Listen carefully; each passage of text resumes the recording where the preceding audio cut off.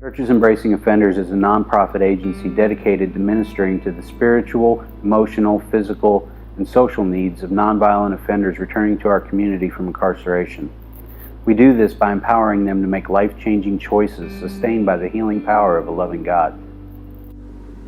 This program became a passion of mine in 1999. I was part of a prayer group that meets every Thursday. We still meet every Thursday. And at that time, in 99, the situation at the jail here in the county was bad, very bad. And I felt, and others felt, that something needed to be done to help with that. So we began to pray about it, of course. And then a Catholic priest came to Henderson, Kentucky. I believe he was from Chicago. Came to Henderson, Kentucky with a workshop. He talked about one church, one child, one church, one offender, and one church, one addict. Things that I was definitely interested in. I got all the material I could get, brought it back to the office, made copies of it, and the next week I took it to prayer meeting. I passed that material out, and they looked at it and said, "That's it, go for it, Frills." I said, "Now wait a minute, I can't do this myself. You got to help me. Can you suggest some people that I can go to?" And they did. They suggested maybe 5 or 6 people. And I immediately began to contact those people, and they were willing to help. We had our first training in March or April of 2000. And to my pleasant surprise, 120 people showed up at that training.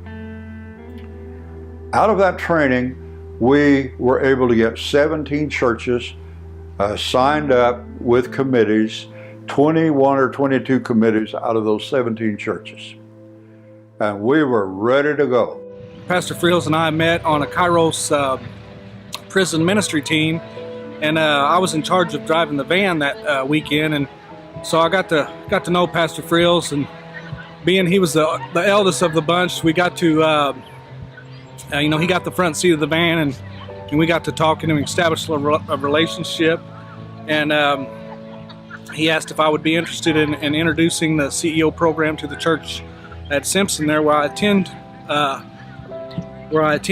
and so I ran it through the congregation, and they said that would be okay, and we shortly after that we got us a client, and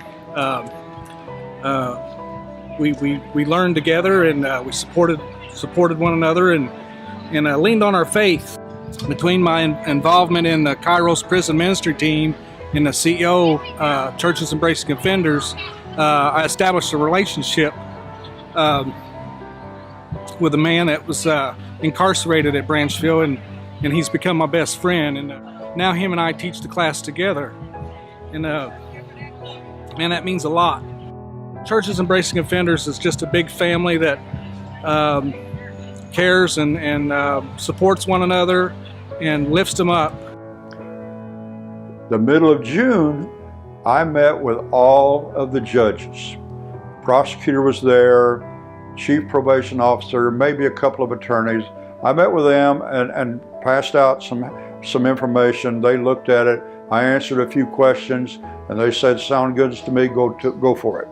So I left there very excited, and told the churches and people that we had signed up that we're ready to go. We've been able to partner with other organizations such as Brothers Keeper and Good News Jail and Prison Ministries, Branchville Correctional Facility, Aurora, the United Caring Shelter, Workforce Development. And we've really, in these last couple of years, developed a strong board of caring men and women that have the same vision and the same passion that we have, that have been able to come in here on a monthly basis and really be the driving force behind this organization. They serve willingly, voluntarily, and they give of themselves financially. They give their time, they give their talents, they provide insight and decision-making abilities, connections to resources that we've never had before, and God has really blessed us with a strong board of directors and just really the passion that they have for this ministry. Becoming involved with Churches Embracing Offenders seemed to be a natural progression from the prison ministry experience I'd had through the Christian Motorcycle Association and later Kairos Prison Ministry. And it was there that I was surprised to find out that I have a real heart to help folks who are coming back and trying to assimilate back into society and into culture.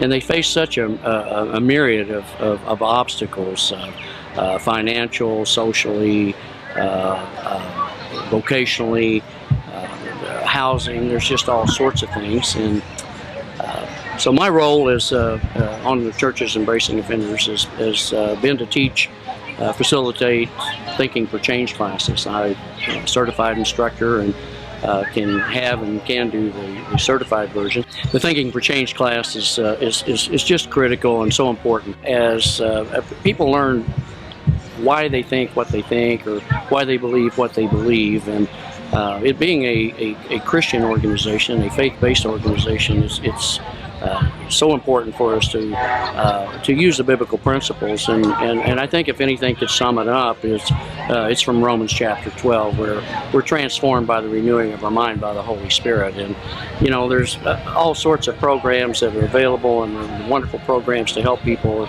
assimilate back into society and that sort of thing. But until someone is transformed by the renewing of their mind, nothing really has changed. We did a survey in 2010, and this survey was confirmed by criminology professors from USI. Our recidivism rate for people who return to DOC, Department of Corrections, over that 10-year period was 2%.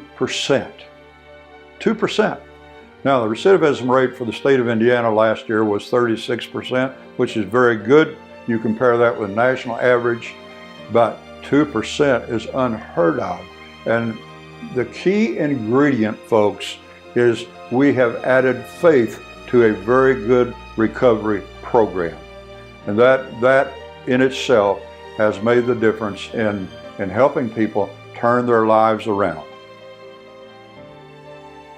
How do we decide whether this is something that we want to support financially? Well, there's a lot of things that are involved, but I think the most important thing is when we look at people whose lives were wrecked by drugs or alcohol or other kind of crimes, and they get in this program and they graduate from the program, and you have them come to you and look you in the eye and say, "Pastor, you saved my life." From the day I met Pastor, he wrote in my Bible, he put "made a change." 11/26 of 11. And when he wrote that, I really didn't understand that. But today I can look back on that Bible, and then now I understand. In 2009, I was addicted to a little bit of everything: crack cocaine, marijuana, liquor. And what made me really want to change my life around this was my aunt seen me one time, and she just started to cry and said, "I'm not going to be around much longer. You need to get yourself together." So once I joined the program back in 2009, I never turned back. They have helped me any way you can name it. They've helped me.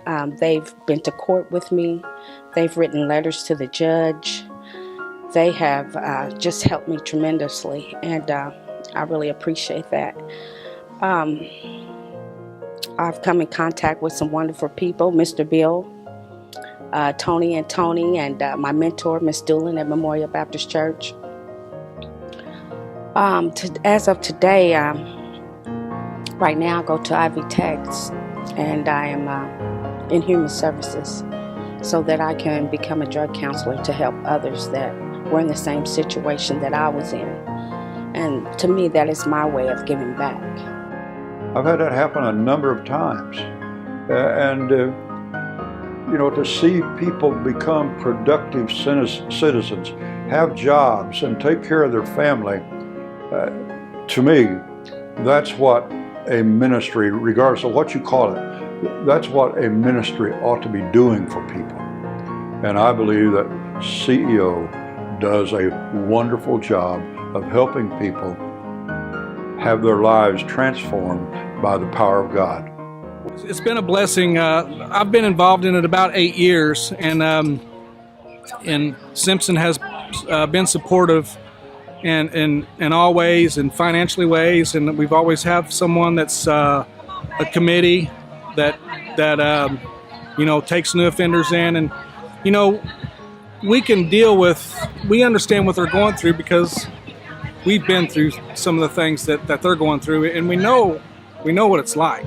And so we don't read it out of a book or go to school to learn what to talk about. We just live and love and believe in one another. And Churches Embracing Offenders is always looking for volunteers that could maybe donate their time, or maybe their money, or their talent. I mean, and some people think, well, I can't do that. Well, all you have to do is listen.